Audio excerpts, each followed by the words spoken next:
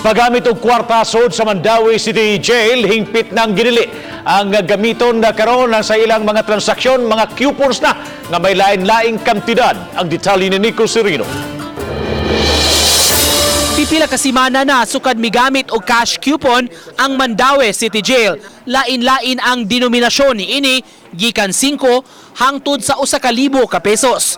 May 2,000 pesos sab nga value nga magamit sa drug dependency examination fee sa mga piniriso nga mo-avail sa plea bargaining. Sukad migamit sa mga coupon, hingpit na nga gidili ang kwarta sulod sa prisuhan.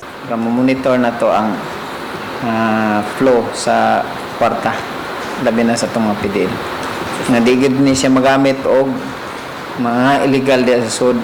Gisubay sa mga sakop sa media ang proseso pagpailis sa coupon. Gikan sa mga dalaw, pailisan ang ilang kwarta o coupon sa BJMP personnel in charge. Maura sab kini ang dawaton o gamiton sa mga transaksyon sa sulod sama sa ilang commissary o kantin.